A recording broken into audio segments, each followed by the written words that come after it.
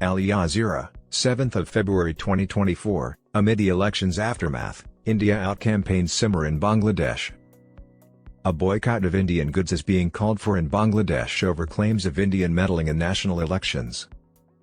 A supplier to the massive Indian consumer goods company Marico encountered hostility last week in the Panthapath neighborhood of Dhaka. The grocery stores declined to accept new deliveries of their hair, cooking, body lotion, and other products, even though they were usually anxious to fill their shelves.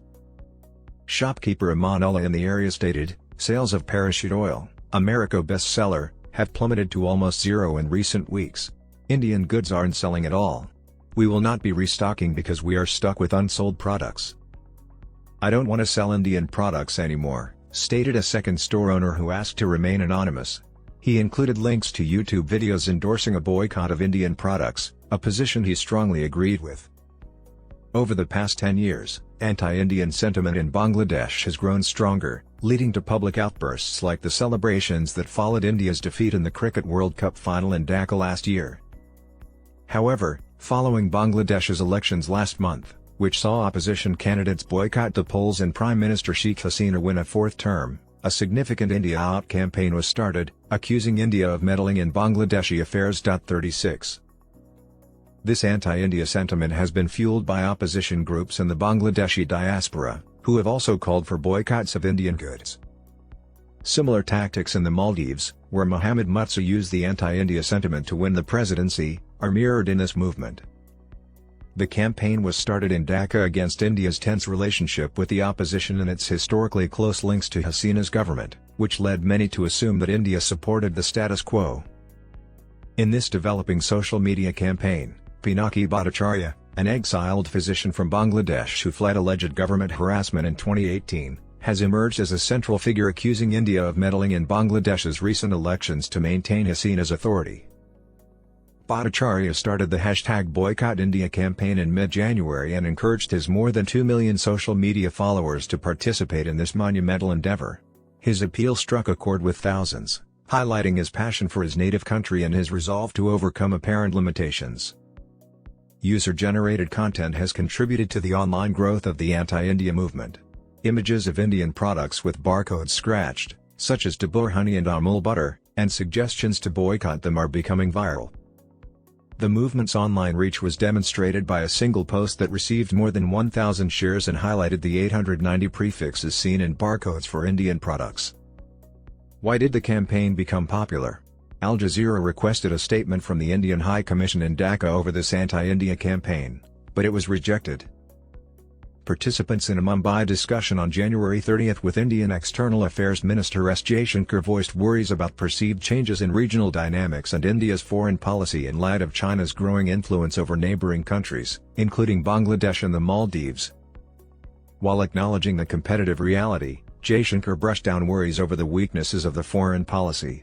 He emphasized that China has inherent influence over neighboring nations like Bangladesh, Sri Lanka, and the Maldives due to its proximity. Mohammed Arafat, the State Minister of Information and Broadcasting and a member of the ruling Awami League, also downplayed the worries, stating that Bangladesh had drawn attention from around the world due to the unusual circumstance that the ruling administration was in office for a fourth term. The United States is the first country that comes to mind when discussing foreign interest in our local politics. They even announced a policy restricting visas in response to the election in Bangladesh. However, according to Arafat, India has consistently declared that Bangladesh's election is domestic and has no influence over it. The Awami League's General Secretary, Abdul Qadir, told Al Jazeera that opposition parties are behind the India Out movement because they blame India for their misfortune rather than competing in the election. The opposition parties can attack India as a trump card if anything goes against them, Qadir remarked. I don't think the average Bangladeshi person supports this campaign. They are aware that the Awami League will never act in opposition to public interest. Meanwhile, the growing anti-India movement is becoming increasingly prominent in Bangladesh's domestic political scene, which raises worries about how it can affect regional relations and destabilize the country's economy. The emerging political organization Gano Adhikar Parishad promotes the boycott movement, which is allied with the opposition led by the Bangladesh Nationalist Party, BNP. At a recent gathering in Dhaka, party leader Nurul Haq Nua proclaimed, "We all have to start an India Out campaign, saying that Indian meddling had occurred in the recent elections. The BNP's Secretary for Foreign Relations, Rumin Farhana, told Al Jazeera that Bangladeshis have never been fond of India's meddling in their domestic matters. It is now evident that India took all reasonable steps to maintain the regime's hold on power since 2014, she said. Bangladesh's resentment of India escalated when Hasina's Awami League won a landslide victory in the January 7 elections, taking 223 of the 300 parliamentary seats. According to critics, the Awami League endorsed several independent candidates, and the opposition boycott cast doubt on the legality of the process and the vote's impartiality. Acknowledging the result, Indian Prime Minister Narendra Modi congratulated Hasina and the people of Bangladesh for the successful conduct of elections without delay. Western nations, on the other hand, voiced their concerns, pointing out the boycott and the weak opposition. According to Farhana, public opinion against India and Bangladesh transcends politics. She said, trade deficit, border killing, and unresolved water sharing of 53 rivers, including Teesta, play roles to that. Since 2010, India's border authorities have killed about 1,276 Bangladeshis and injured about 1,183 others, according to human rights organization Adhikar. In addition to Bangladesh's enormous trade deficit with India, the unresolved water-sharing arrangements for 53 transboundary rivers date back decades, all of which have sparked questions over Bangladesh's sovereignty and economic independence. Many people are wondering whether it has compromised the country's sovereignty, according to Ali Riaz, a prominent professor of politics and administration at Illinois State University, who spoke with Al Jazeera about India's unconditional backing of the Awami League and Hasina during the 2024 elections. The consequences on the economy.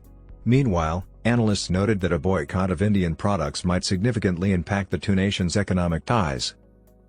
With yearly commerce to Bangladesh surpassing $12 billion in the past, India is a significant exporter. Furthermore, Bangladesh mainly depends on India for necessities, and discussions between the two countries regarding an annual allotment of Indian agricultural products are also underway. Munshi Faiz Ahmed, a former chairman of the state-funded research tank Bangladesh Institute of International and Strategic Studies, called the anti-India campaign a political stunt and told Al Jazeera that Bangladesh would suffer more economically if it boycotted Indian goods. Any sane Bangladeshi would, in my opinion, choose not to participate in this campaign. We share a border with India and rely primarily on them for daily necessities like rice and onions. Because of our proximity to suppliers, we depend on them for the lowest pricing on certain goods, Ahmed stated, noting that obtaining the same goods from elsewhere would be far more expensive. The India Out movement may be politically significant in that it sends a strong message to the Indian policymakers about the growing discontent in Bangladesh, but the economic effects are less clear-cut, according to economist Jyoti Raman of Australia, who spoke with Al Jazeera. Raman noted that Bangladesh still accounts for roughly 3.5% of India's export market despite being the country's fourth largest export destination. Raman stated, even if all exports to Bangladesh stopped, it probably wouldn't affect the Indian economy significantly because these products would find a market elsewhere. However, he added, a quarter of Bangladesh's imports come from India, including products like onions, grains, and necessities like cotton for the apparel industry. Examining alternative import sources for these goods could exacerbate inflation even more, Raman stated. But he also emphasized the potential political impact of boycotting consumer goods, tourism, and cultural imports like Bollywood films, which he claimed could help homegrown businesses. According to Riaz, Indian businesses are vulnerable if such a movement gains traction and support because of Bangladesh's extreme reliance on India. According to him, the boycotts will draw attention to the unfair connection and add to the public conversation about India's influence in Bangladeshi politics, even if the effects on the economy are minimal or not seen immediately. This is equally significant,